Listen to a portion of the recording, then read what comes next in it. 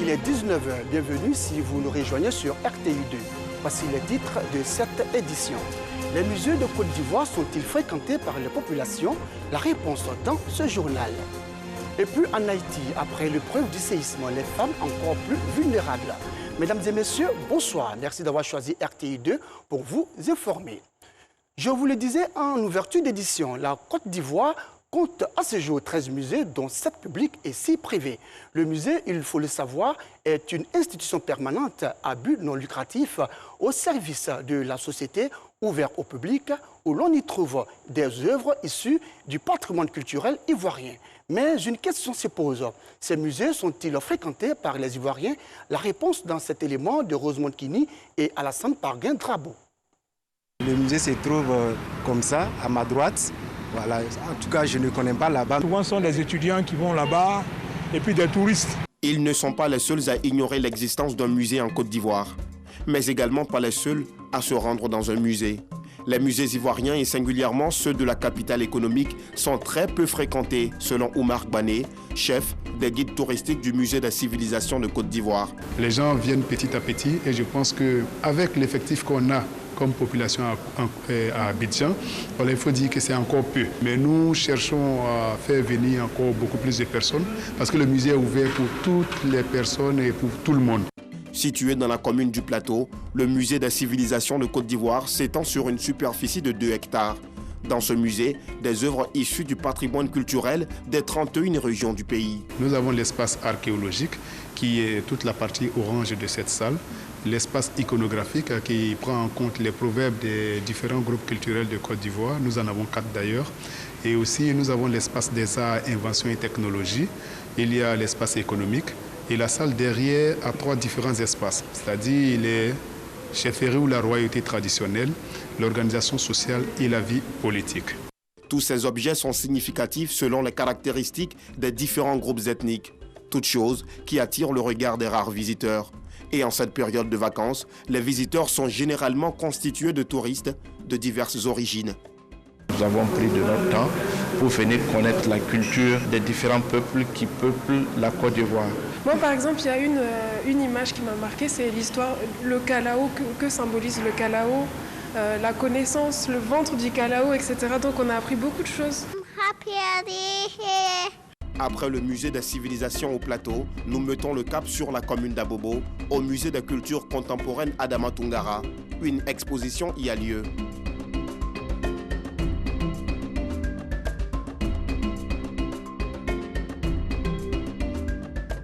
Une exposition qui retrace la diversité des approches artistiques des arts de la rue. Nous avons fait cette exposition pour tout l'été. Elle se termine le 10 octobre d'ailleurs. Ça s'appelle Abidjan Street Act, de la rue au Mucat. Et je voulais justement que les Abobolais s'approprient leur musée et viennent découvrir une exposition sur le street art. Inauguré en mars 2020, des activités sont menées dans ce musée. Ceci pour donner le goût de l'art à la population de cette commune. Bientôt, on va mettre en place aussi un petit ciné-club. Donc, il y aura des rendez-vous hebdomadaires autour de certaines thématiques qu'on est en train de mettre en place pour avoir une programmation culturelle qui puisse être développée comme ça toute l'année. Et bien sûr, d'autres expositions scénographiées arriveront sur d'autres thématiques. Le musée, lieu de rassemblement et de préservation du patrimoine, ne figure pas encore dans les habitudes des Ivoiriens. Ses promoteurs essaient de les encourager en vue de les rapprocher de leur patrimoine commun. La Côte d'Ivoire enregistre à ce jour 13 musées, dont 7 publics et 6 privés. Rendons-nous à Assini, au sud-est de la Côte d'Ivoire, dans la région du Sud Comoé.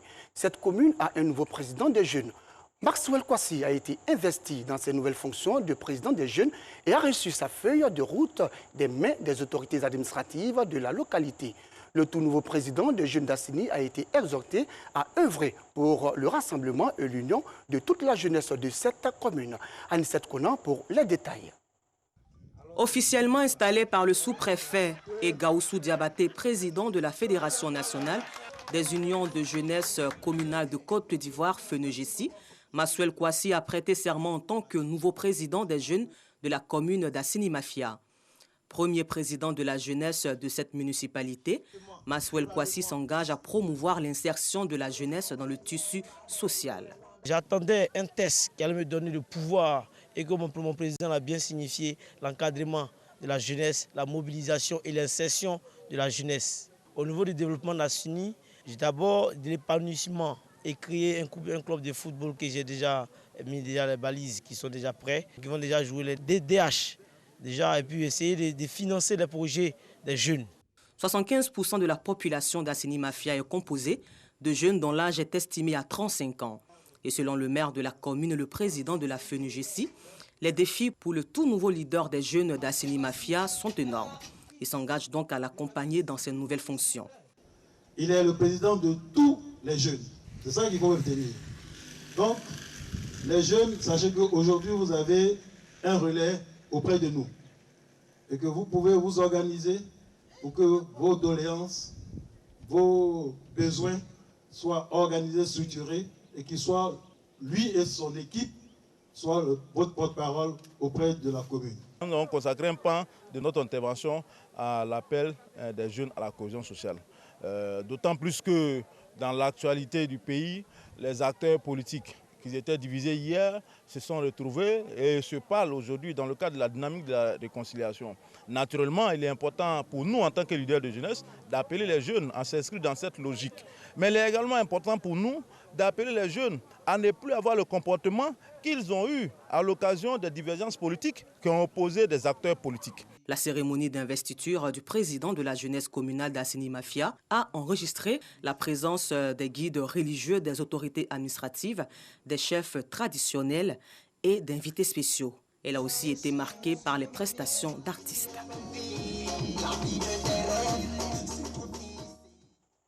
Retour à Abidjan pour parler du lancement du sommet sur le bénévolat.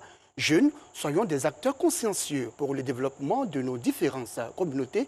C'est autour de cette problématique que va se dérouler ce sommet international des bénévoles africains qui se tiendra le 9, 10 et 11 septembre prochain, nous disent Noussangare et Alassane Parguin-Drabo. Permettre à la jeunesse africaine de s'approprier les valeurs et principes du bénévolat et du service civique, c'est tout le sens du sommet international des jeunes bénévoles africains qui se tiendra les 9, 10 et 11 septembre prochains. 3 jours d'échange pour outiller les jeunes au changement de mentalité. À partir de ce sommet, on voudrait écrire un livre blanc dans lequel il y aura les aspirations de cette jeunesse qui œuvre pour le bénévolat en Afrique, dans lequel il y aura des suggestions, des propositions et surtout, il y aura aussi un volet qui va s'appuyer sur le suivi et évaluation parce qu'on s'est dit que une chose c'est de faire le livre blanc, mais une autre c'est de suivre et de mettre en application ce qui sera dit afin qu'on puisse voir des actions dans la durabilité. Le bénévolat est un don de soi qui doit être la base de l'éducation pour une population qui aspire au développement de son pays. Une idée soutenue par professeur Véronique Yoboué, vice-présidente de l'université Félix Houphouët-Boigny. Pourquoi je dis ça? Parce que le bénévolat, c'est apprendre à faire des choses pour son pays sans attendre en retour un financement. On le fait parce qu'on aime son pays, on le fait parce qu'on aime ce qu'on veut faire, on le fait parce qu'on aime son prochain et on veut que la jeunesse puisse avoir une éducation en dehors de ce qu'on donne à l'université.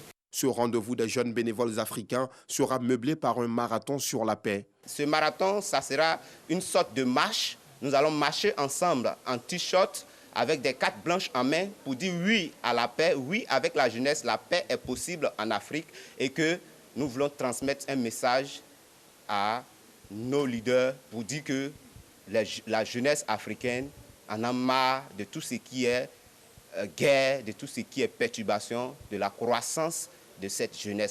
Des délégations issues de 15 pays africains sont attendues à ce sommet qui est à sa première édition.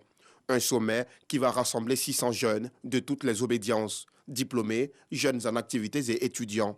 Jeunes, soyons des acteurs consciencieux pour le développement de nos différentes communautés.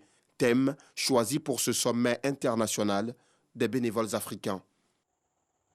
Et puis, nous sommes aujourd'hui 26 août. Ce jour, il faut le savoir, marque la journée internationale du chien. La célébration de cette journée a été lancée par le Fonds international pour la protection des animaux dans le but de prendre soin et de protéger les droits du meilleur ami de l'homme. La journée tient son origine du National Dog Day, célébré aux États-Unis depuis 2004. Ido Georgette s'est intéressé à cette journée.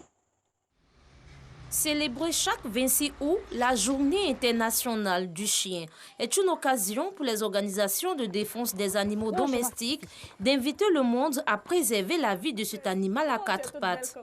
Elle a été instituée en 2004 par le Fonds international pour la protection des animaux aux États-Unis et vise à une amélioration des conditions de vie des chiens. En Côte d'Ivoire, le chien reste pour beaucoup un fidèle compagnon. Les chiens sont ceux-là même qui nous protègent. Ils surveillent nos domiciles. Bon, quand il y a des voleurs, ils sont à la disposition de ces personnes-là pour pouvoir mieux garder la maison. Le chien, il est comme un être humain. Ce sont des êtres vivants d'abord. Et puis, pour un animal qui va vivre avec vous en famille, qui sont aussi vecteurs de plusieurs maladies, il faut vraiment prendre soin de ces animaux-là. Bien qu'il soit souvent considéré comme un ami de l'homme, il n'en demeure pas moins un animal pour d'autres qui ne méritent ni affection ni compassion. Après tout, nous sommes des Africains. On ne peut pas prendre un chien pour mettre dans notre lit. Parce qu'un chien reste un chien. Moi, en tout cas, pour un chien, je ne peux pas débourser beaucoup d'argent. Pourquoi? Moi-même, je n'arrive pas à manger, puis débourser une fortune pour élever, comme on l'appelle, un animal. Je suis désolée. Selon un rapport de l'Organisation mondiale de la santé, plus de 5000 chiens ne sont pas vaccinés en Côte d'Ivoire, qui entend éliminer la rage d'ici à 2030. Intéressons-nous à présent aux émissions de vacances de la RTI. La grande finale de l'émission des Tout-Petits aux vacances s'est tenue hier mercredi 25 août au Palais de la Culture de Treichville. 4 groupes étaient en compétition. Et à l'issue des délibérations, c'est le groupe Les Doués de Sikinsi qui a remporté cette édition 2021. Mohamed Ouattara et Ido Georgette nous décrivent l'ambiance qui a régné au Palais de la Culture de Treichville.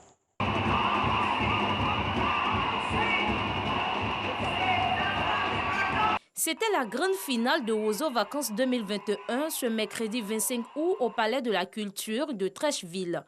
L'émission des Tout-Petits faisait son grand retour après une année d'absence. La RTI avait à cœur de reprendre cette émission pour permettre à ses enfants de toutes les couches sociales de renouer avec leur émission.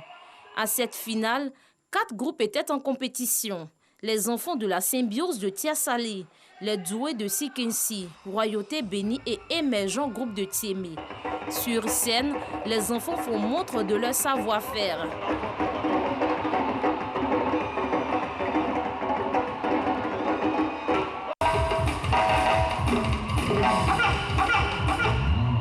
Les artistes invités à cette finale, eux, tiennent le public en haleine. À l'issue de la compétition, les Doués de Sikinsi sont déclarés vainqueurs de cette édition 2021 de Wozo Vacances. Responsables et acteurs de Sikinsi se disent émus et fiers de remporter cette compétition. Je suis très ému, je suis très content parce que nous, là, il n'y a pas 203.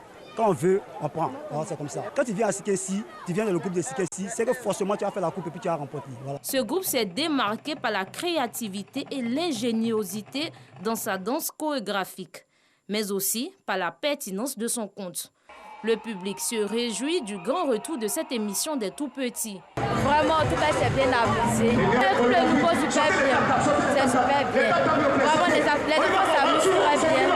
On trouve que c'est bien animé, il y a du monde intéressant. Wozo Vacances, c'est super. La compétition s'est bien déroulée dans l'ensemble, depuis les phases finales jusqu'à la finale. Il n'y a pas eu d'embrouille, les groupes se sont bien comportés et ce soir, le meilleur a mérité. L'ambiance était bonne et félicitations à la RTI et à l'équipe de Wozo. Rendez-vous est pris pour l'année prochaine pour une nouvelle édition avec plus de plaisir et de joie. Abordons le deuxième titre de ce journal. Déjà traumatisés par la perte de leur maison, détruite par le violent séisme du 14 août dernier, les Haïtiennes rescapées craignent d'être victimes de violences sexuelles. Rosemont Kini, Joël Gossé. Après le séisme du 14 août, les Haïtiens ne se sentent pas en sécurité. Les camps de fortune ne sont pas sécurisés. Les femmes craignent les agressions sexuelles très fréquentes après le séisme de 2010. On souffre.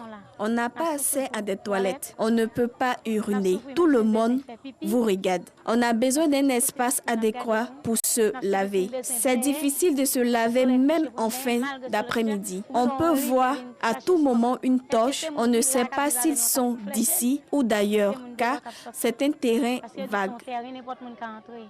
En plus de la peur, s'ajoutent les difficultés économiques. J'ai 3 enfants. On est ici sous des draps depuis samedi. On ne peut pas rentrer chez nous parce que notre maison est détruite. On n'a plus d'espace pour vivre.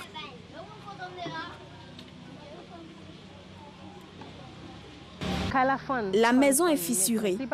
On ne peut pas y vivre. S'il y a des secousses, elles peuvent nous engloutir. Voilà, c'est ici qu'on s'arrête pour ce soir. Merci de nous avoir suivis.